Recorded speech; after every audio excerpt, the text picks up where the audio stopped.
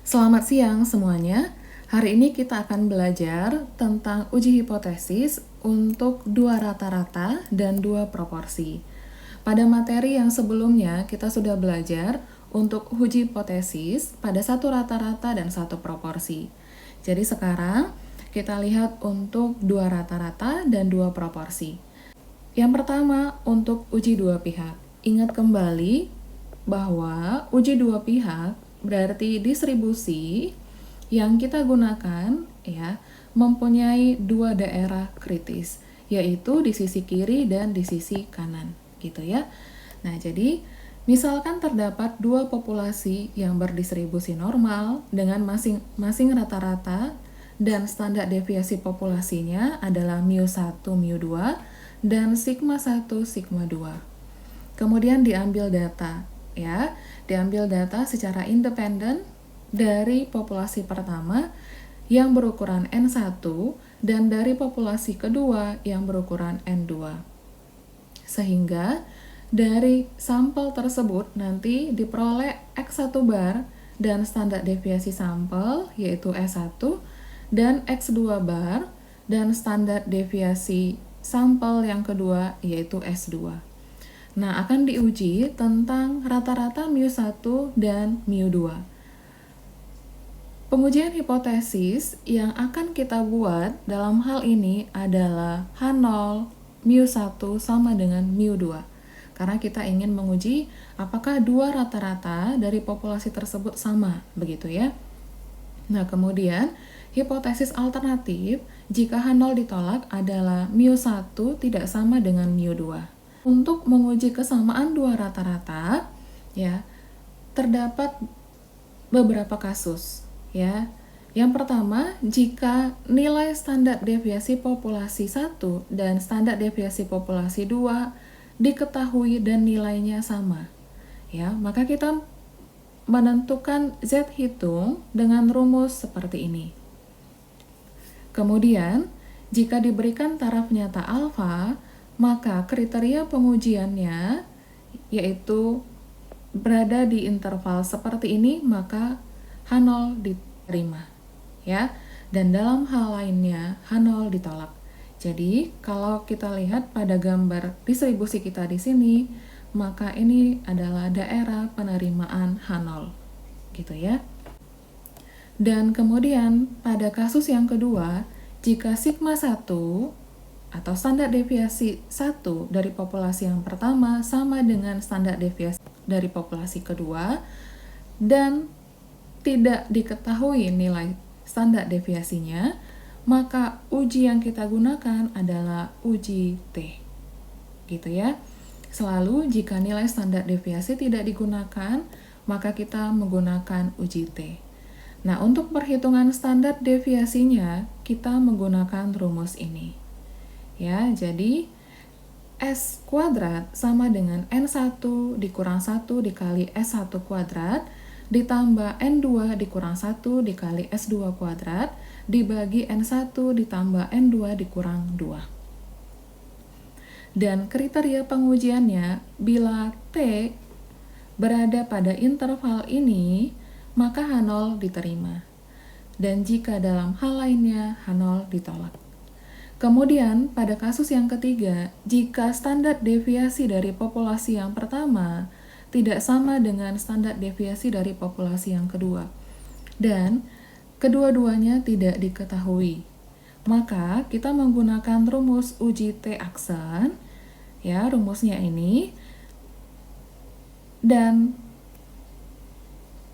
bila T aksen berada pada interval ini, maka H0 diterima. Yang mana nilai WI sama dengan SI kuadrat dibagi N1 dan nilai TI dihitung dengan rumus ini. Gitu ya.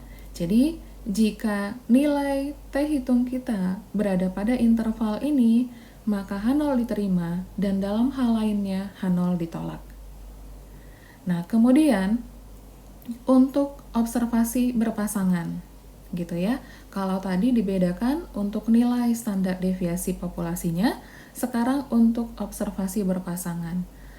Untuk observasi berpasangan, ya, dengan perhitungan mu B sama dengan mu1 dikurang mu2, maka hipotesis yang bisa kita buat adalah seperti ini. Jadi, nilai H0 atau hipotesis H0 yaitu mu B sama dengan 0, dan hipotesis alternatif mu B tidak sama dengan 0.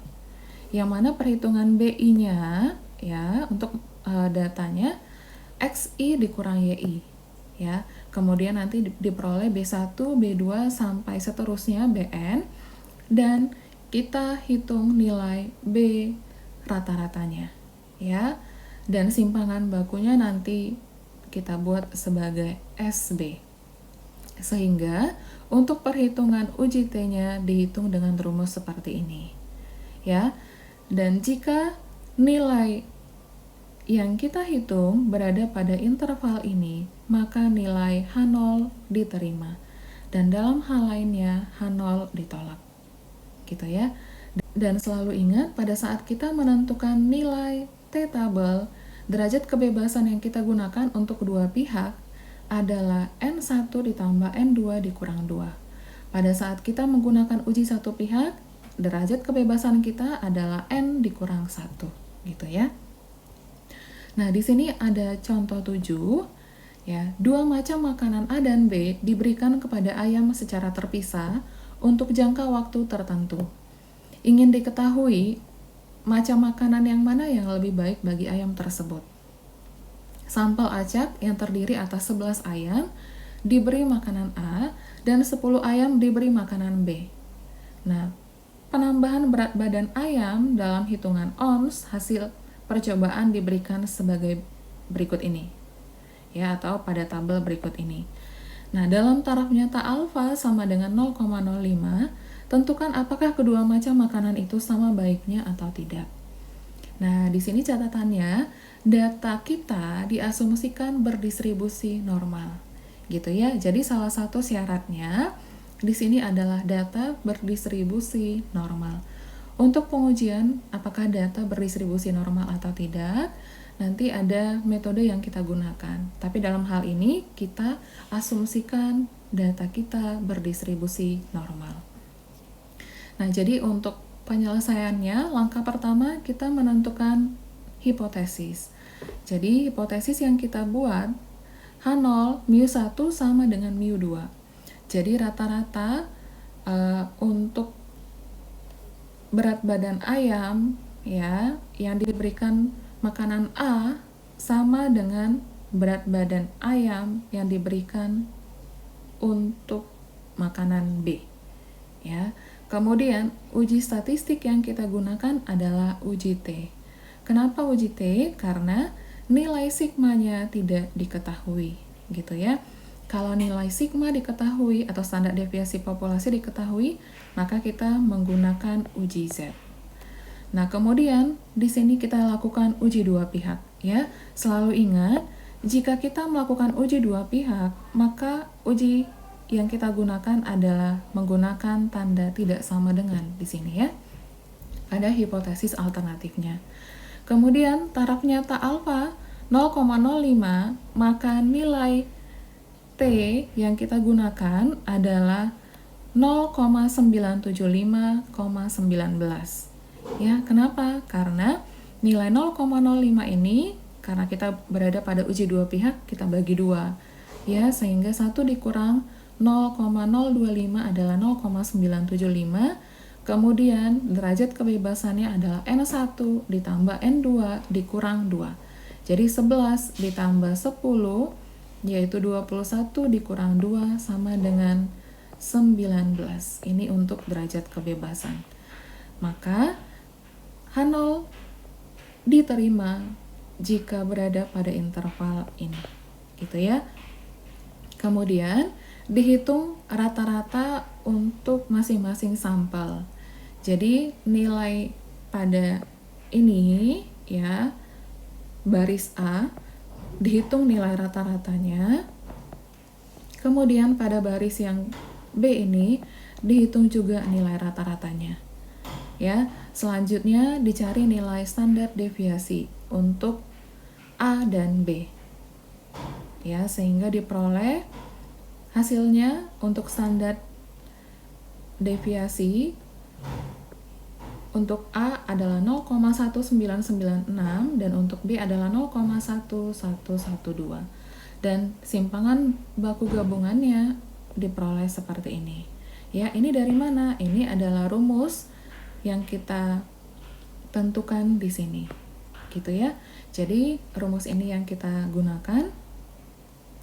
Selanjutnya, kita hitung nilai T hitung. Ya, jadi nilai T hitung kita 3,22 dikurang 3,02 dibagi akar dari 0,1577 dikali akar 1/11 ditambah 1/10 diperoleh hasilnya 0,862. Ya kan? Nah, kemudian di sini kita hitung gambarnya. Ini adalah 0,025 ya, taraf nyatanya 0,025. Nah, di sini tadi sudah ditentukan berada pada interval min 2,09 dan 2,09. Nah, 0,862 ini ya, 0,862 berada pada interval penerimaan atau berada pada daerah penerimaan. Nah, kalau kita ambil di sini nilai simetrinya, ya, maka nilai 0,862 kira-kira ada di sini. Gitu ya. Jadi, kesimpulannya, karena T hitung berada dalam daerah penerimaan H0, maka H0 diterima. Artinya, kedua macam makanan ayam memberikan tambahan berat daging ayam yang sama. Nah, kemudian di sini, jika tadi kita belajar tentang uji dua pihak, sekarang kita belajar uji satu pihak. Perbedaannya apa? Perbedaannya pada saat kita menentukan taraf nyata. Ya, jika pada taraf nyata soal diberikan 0,05, maka inilah yang kita gunakan untuk menentukan T tabel. Ya, untuk menentukan T tabel atau Z tabel. Ya. Kalau pada uji dua pihak diberikan alfa 0,05, maka ini kita bagi 2 menjadi alfa per 2 sehingga 0,025 gitu ya. Jadi pada dasarnya sama. Nah, ini hipotesisnya. Jika uji satu pihak nanti bisa untuk yang lebih besar pada hipotesis alternatifnya atau H1-nya, dan bisa juga tandanya lebih kecil. Dan jika nilai standar deviasinya diketahui dan nilai standar deviasi pada populasi pertama dan kedua sama, maka gunakan nilai Z. Gitu ya. Kemudian H0 ditolak pada saat Z lebih besar sama dengan Z 0,5 dikurang alfa. Dan H0 ditolak pada saat kondisinya seperti ini. Jadi kalau uji dua pihak, nilai Z-nya berada pada dua interval gitu ya, tapi kalau uji satu pihak seperti ini. Kemudian jika nilai standar deviasinya dan dari standar deviasi pertama dan standar deviasi kedua sama, tetapi tidak diketahui, maka yang kita gunakan adalah uji T, gitu kan? Maka nanti cari standar deviasi untuk sampel yang pertama, kemudian standar deviasi untuk sampel yang kedua, dan hitung standar deviasi gabungannya. Ya, kemudian nanti bisa menggunakan rumus yang ini. Gitu ya. Kemudian kriteria penolakannya, H0 ditolak apabila T, ya maksudnya di sini adalah T hitung lebih besar atau sama dengan T tabel. Ya. Kemudian H0 ditolak apabila T hitung lebih kecil atau sama dengan T tabel. Kemudian untuk standar deviasi pertama tidak sama dengan standar deviasi kedua dan kedua-duanya tidak diketahui. Maka kita gunakan uji T aksen ya. Dan kriteria pengujiannya H0 ditolak apabila T aksen lebih besar dari ini. Gitu ya. Dan H0 ditolak kondisinya seperti ini. Nah, di sini ada contoh soal. Nanti silakan kalian pelajari sendiri. Kemudian kita lihat menguji kesamaan dua proporsi. Ya, untuk menguji kesamaan dua proporsi, ya terdapat juga pembagian untuk dua pihak dan satu pihak. Ya, kita lihat yang pertama untuk uji dua pihak. Misalkan ada dua populasi berdistribusi normal, ya, yang di dalamnya masing-masing didapat proporsi peristiwa A sebesar V1 dan V2. Kemudian, dari populasi ke-1 diambil sampel acak berukuran N1, sehingga terdapat proporsi peristiwa A sebesar ini, gitu ya, atau yang kita tulis sebagai P1. Dan kemudian dari peristiwa B, ini peristiwa B, proporsinya adalah X2 dibagi N2. Gitu ya. Maka kriteria pengujiannya adalah H0 V1 sama dengan V2 dan hipotesis alternatifnya V1 tidak sama dengan V2. Dan untuk perhitungan nilai Z-nya menggunakan rumus ini. Ini kita sebenarnya sudah biasa gunakan ya.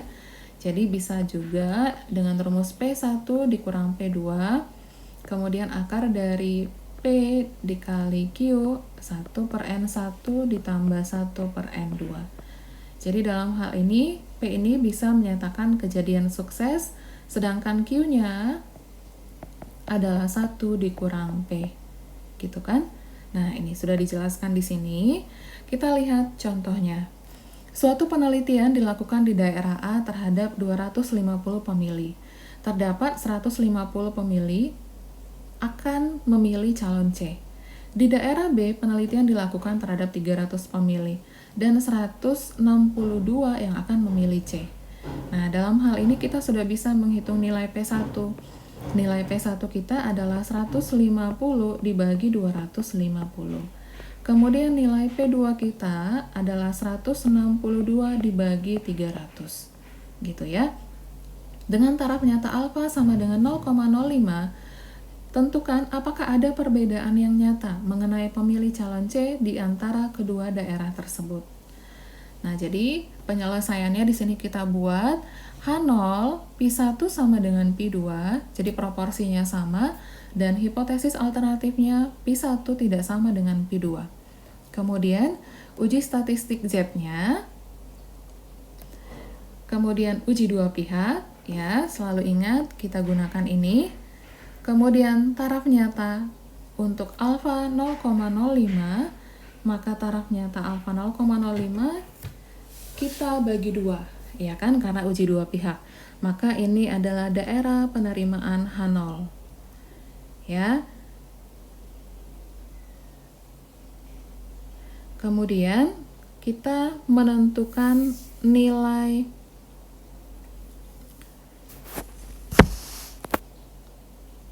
P, ya. Kemudian kita menentukan nilai P. Jadi P, ya, pada rumus yang di sini, ya, kita hitung dengan cara 150 ditambah 162 dibagi 250 ditambah 300, sehingga diperoleh 0,5673. Nilai Q-nya adalah 0,4327. Kemudian untuk perhitungan Z-nya adalah seperti ini. Ya, jadi 150 per 250 dikurang 162 per 300, ya, dibagi dengan akar 0,5673 dikali 0,4327 dikali 1 per 250 ditambah 1 per 300, nanti diperoleh hasilnya 142, ya. Kemudian karena 1,42 ini, ya, berada pada interval di sini, maka kita ambil kesimpulan bahwa H0 diterima. Artinya tidak ada perbedaan nyata mengenai pemilih calon C di antara kedua daerah tersebut. Gitu ya. Nah, kemudian kalau tadi kita belajar untuk uji dua pihak, untuk kesamaan dua proporsi, sekarang untuk satu pihak. Ya, jadi uji pihak kanan dan uji pihak kiri sama dengan uji untuk rata-rata pihak kiri dan pihak kanan, ya. Jadi hipotesisnya adalah seperti ini dan seperti ini, ya. Selanjutnya kita lihat contoh 10. Terdapat dua kelompok, yaitu A dan B. Masing-masing terdiri dari 100 pasien yang menderita suatu penyakit. Kepada kelompok A diberikan serum, tetapi tidak kepada kelompok B. Kelompok B dinamakan sebagai kelompok kontrol. Setelah jangka waktu tertentu, ternyata 80 dari kelompok A sembuh dan 68 dari kelompok B sembuh. Kemudian akan dilakukan penelitian apakah pemberian serum ikut membantu menyembuhkan penyakit dengan alfa atau taraf nyatanya 0,05. Ya. Kemudian di sini ada langkah penyelesaiannya. Yang pertama, buat hipotesisnya, ya. Jadi di sini sudah ada hipotesis H0, PA sama dengan PB. Ya, artinya tidak mempengaruhi serum tersebut dalam penyembuhan penyakit. Kemudian hipotesis alternatifnya yaitu jika H0 ditolak, PA lebih besar dari PB. Kemudian uji statistik yang digunakan adalah uji statistik Z, uji statistiknya satu pihak, dan taraf nyata alfa 0,05. Dan untuk taraf nyata 0,05, maka Z tabelnya adalah 1,64 ya. Jadi artinya Z lebih besar dari 1,64 adalah daerah penolakan H0 ya. Kemudian kita hitung nilai statistiknya ya, atau Z statistiknya. Kita tentukan nilai P-nya, P sama dengan 80 ditambah 68 dibagi 100 ditambah 100 sama dengan 0,74. Dan Q sama dengan 1 dikurang 0,74 sama dengan 0,26. Kemudian menggunakan rumus yang tadi kita sudah pelajari di atas, dicari nilai Z 80 per 100, atau ini sebenarnya sama dengan P1 dan P2 nya 68 per 100 dibagi akar dari 0,74 dikali 0,26 dikali 1 per 100 ditambah 1 per 100 sama dengan 1,94. Nah, kita lihat ke daerah penolakan ya, daerah penolakan H0 di sini ternyata 1,94 jatuh pada daerah penolakan H0. Sehingga kesimpulannya karena Z hitung berada dalam daerah penolakan H0, maka H0 ditolak. Artinya, pemberian serum membantu penyembuhan penyakit tersebut. Ya, jadi demikian penjelasan untuk materi pada pertemuan hari ini. Semoga dapat dipahami dan jika ada pertanyaan dapat disampaikan di dalam grup kita. Terima kasih, selamat siang.